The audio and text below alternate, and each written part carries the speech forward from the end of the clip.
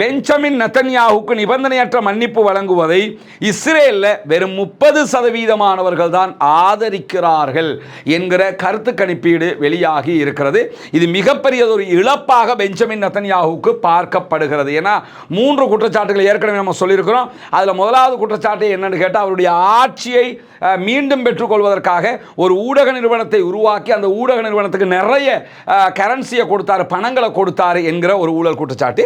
இரண்டாவது குற்றச்சாட்டு அவருடைய மனைவியை இணைத்து வந்திருக்கக்கூடிய குற்றச்சாட்டு. மூன்றாவது குற்றச்சாட்டு தனியாக இவர் மேலேயே இருக்கக்கூடிய குற்றச்சாட்டு. மூன்றாவது குற்றச்சாட்டு பிரபலமான பெருமதி வாய்ந்த சாராய பாட்டில்களை லஞ்சமாக பெற்றுக்கொண்டார் என்கிற குற்றச்சாட்டு. அவருடைய மனைவியோடு இணைத்து வரக்கூடிய குற்றச்சாட்டு சிகரெட்டுகளை அதிகமாக லஞ்சமாக அந்த அம்மாவுக்கு சிகரெட் குடிக்கிற ஓவர் பழக்கம் இருக்குதா என்னன்னு தெரியல. ஆனால் அந்த சிகரெட்டுகள் ரொம்ப பெருமதியானது என்றும் சொல்லப்படுகிறது.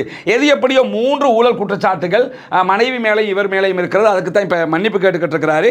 ஆனால் இஸ்ரேலுடைய யூதர்களே 30% தான் அதற்கு ஆதரவு தெரிவித்திருக்கிறார். அதே நேரம் இவர் அரசியல் வாழ்க்கையிலிருந்து ஓய்வு பெற வேண்டும் என்கிற நிபந்தனையின் பேரில் அவருக்கு மன்னிப்பு வழங்குவதை 32% அங்கீகரிக்கிறார்கள் என்கிற செய்தியும் வெளியாகி இருக்குது. ஓகே, உங்களை நாங்கள் மன்னிச்சு விட்டுதோம், ஆனால் இனிமே அரசியல் பக்கமே வரக்கூடாது, மொத்தமாக ஒதுங்கிடுவேன் சொல்லி நாட்டு நாசமாக்கினது போதும் என்கிற விதமாக அந்த நாட்டு மக்கள் கருத்து சொல்லி இருக்கிறார்கள் என்பதையும் இஸ்ரேலி ஹயோமுடைய இந்த கருத்து கணிப்பீடு சொல்லக்கூடிய நேரத்தில் தான் ஆக்சியோஸ் வெளியிட்டிருக்கக்கூடிய செய்தி. டொனால்ட் ட்ரம்புக்கும் இஸ்ரேலிய பிரதமர் பெஞ்சமின் நெதன்யாஹுக்கும் இடையில ஒரு சந்திப்பு இந்த மாத இறுதியிலே நடைபெற இருக்கிறது.